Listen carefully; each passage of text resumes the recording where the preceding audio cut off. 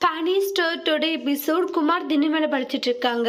அப்போ ராஜுவோடைய அம்மா வெளியே வாசல் தெளிச்சு கோலம்புலன்னு வரும்போது குமார் என்ன எங்கே படுத்துட்டு இருக்கான் அப்படின்ட்டு டே குமாரே குமாரே அப்படின்ட்டு எழுப்புறாங்க. அப்புறம் அப்போ தான் வராங்க. அத்தை என்னாச்சுன்னு தெரியல அத்தை, குமார் வெளியே வந்து படுத்துட்டு இருக்கான்னு வாங்க. மீனாவும் ராஜி இதை பார்த்துட்டு இருக்காங்க. உடனே அப்போ தான் இருந்துட்டு டே குமார் என்னடா ஆச்சு இங்கே வந்து படுத்துட்டு இருக்க அப்படின்ற மாதிரி சொல்கிறாங்க. இல்லை உள்ள தூக்கம் வரல, டே உள்ளவ உனக்கு தூக்கம் வரல ஆமான்னு சொல்லிட்டு இருக்காங்க. அதுக்கப்புறம் குமார் பாட்டுக்கு எந்திரிச்சு போயிடுறாங்க. அத்தை இவன் நடந்த பிரச்சனையை நினைச்சே இன்னும் கவலைப்பட்டு இருக்கான் போல, அதுல இருந்து வெளியே வரவே இல்லைன்றாங்க. நம்ம எங்கேயாச்சும் கோவில் காய்ச்சி போயிட்டு வரலாம், ஏன்னா குமார் இவ்வளவு கஷ்டத்துல இருக்கான், போயிட்டு வந்தா கொஞ்சம் சரியாகும் அப்படின்ற மாதிரி பேசிட்டு உள்ள போறாங்க. உடனே ராஜி என்னாச்சு, உண்மையிலே எனக்கு அண்ணனை பார்க்கும் போது ரொம்ப கஷ்டமா இருக்குக்கா அப்படின்றாங்க.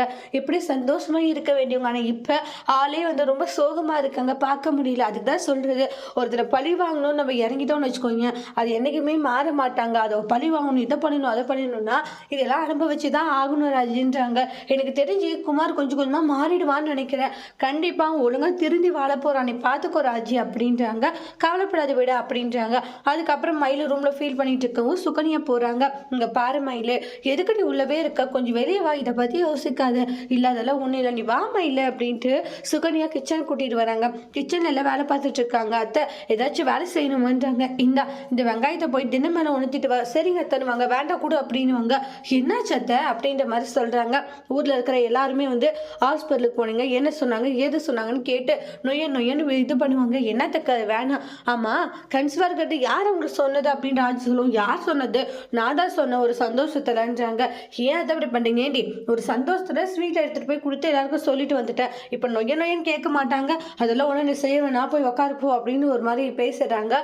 மயிலுக்கு ரொம்பவே கஷ்டமாயிடுது. அதுக்கப்புறம் மயிலோடைய அம்மா வந்து ரொம்ப தலைவலின்ட்டு அவங்க ஹஸ்பண்டை கடிக்க அமைச்சிருப்பாங்க தைலவனை சொல்லி. ஆனால் இன்னும் அந்த மனுஷன் போன வாழைக்காடு கடுப்போடு இருக்காங்க.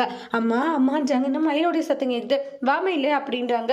என்ன மயில திடீர்னு வந்திருக்கு, சும்மாதாம்மா, என்னம்மா வீடு திறந்து போட்டு இருக்கு, அந்த மனுஷனை லாக் பண்ணிட்டு போக சொன்னா ஆனால் கேட்கவே மாட்டாரு, என்னாச்சுமா, ரொம்ப தலைவலியிலே அதான் தைலம் வாங்கிட்டாரு சொல்லியிருக்கேன். மயிலு நீ எப்பமா வந்து இப்போதான்ப்பா வந்தான்றாங்க. இந்தா எவ்வளோ நிறையா மருந்து வாங்குறதுக்குன்னு வாங்க. என்னாச்சு மயிலு அப்படின்றாங்க. அந்த வீட்டில் என்னால் இருக்கவே முடியலன்னு சொல்றாங்க.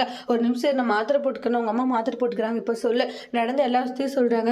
கன்சீவா இருந்தது போய் தான், இந்த வீட்டுக்கு வர்றதுக்கு அப்படி ஒரு பொய் சொல்லிட்டு வந்துட்டு என்னென்ன பேச்சு பேசுறாங்கம்மா, ஏண்டி இந்த விஷயத்துல யாராச்சும் பொய் சொல்லுவாங்கன்னு சொல்றது, எல்லாம் சொல்லிட்டோம்மா, ஆனா அவர் கேட்கவே இல்லை. நீ என்ன உன் புருஷன் மட்டும் இப்படி இருக்காருன்னுவாங்க. வீட்டுல என்னால இருக்க முடியல, யாரும் ஒழுங்கா பேச மாட்டேங்கிறாங்க அத்தை, ஒரு மாதிரி குத்தி வச்சு பேசுறாங்க, எனக்கு ரொம்ப கஷ்டமா இருக்கணும், உங்க கஷ்டத்தெல்லாம் சொல்றாங்க. ஏண்டி நீ பொட்டி பொடிக்கை தூக்கிட்டு வந்துட்டியா, அம்மா நான் எல்லாம் சொல்றதெல்லாம் உன் கண்ணுக்கு தெரியல, நான் பொட்டி பொடிக்கையை தூக்கிட்டு வந்துட்டு நான் தான் யோசிக்கிறேன்ல, இல்லடி ஊர் உலகம் 1000 பேர் கஷ்டமோ நஷ்டமோ நீ அங்கதான் இருக்கணும் அப்படின்ட்டு அட்வைஸ் பண்றாங்க. சரிம்மா நீங்க வந்தது உங்களுக்கு கஷ்டமா இருக்கும், நான் கிளம்புறேன்னு சொல்லிட்டு போயிடுறாங்க. ஏன் பாக்கியம் அப்படி பேசுறேன், இங்க பாரு அவளுக்கு போக வேற இடம் இல்லை, கண்டிப்பா அங்க போவா, என்னுடைய வாழ்க்கை மாதிரி அவளுடைய வாழ்க்கை ஆயிடுச்சு, அப்படி ஆகக்கூடாதுன்னு நினைச்சுன்னு ஃபீல் பண்றாங்க. சரவணனுக்கு ஃபோன் பண்ணுவாங்க, ஆனால் எடுக்க மாட்டாங்க.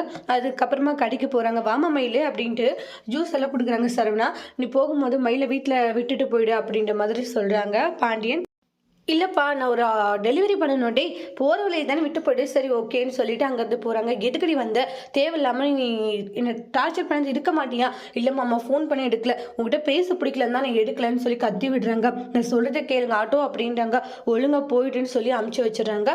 அதுக்கப்புறமா ரொம்ப டென்ஷனாக அங்கேருந்து கிளம்புறாங்க. இந்த இடத்துல குமார் நின்றுக்கிட்டு இருக்காங்க. ராஜி போயிட்டு குமார் கிட்ட பேசுகிறாங்க, ஆனால் அவாய்ட் பண்ணிட்டு போக பார்ப்பாங்க. ஒரு நிமிஷம் என்ன, உன்னை பார்க்கவே கஷ்டமாக இருக்குது, நிறைய விஷயங்கள பேசுகிறாங்க, நீ மாறணுன்னு, நீ அவங்க கொலை பண்ணு இவங்களை கொலை பண்ணுன்னு பண்ணாதவொடனே சக்தி அதை பார்த்துட்டு ஷபாஷ்மா என்ன உன் அப்பா மாதிரி இப்போ நீ என் பையன்கிட்ட பேசுறியா அப்படின்றாங்க. குமார் நீ எதுக்கிட்டா மறைவா வந்து இவகிட்ட பேசிட்டு இருக்கன்றாங்க.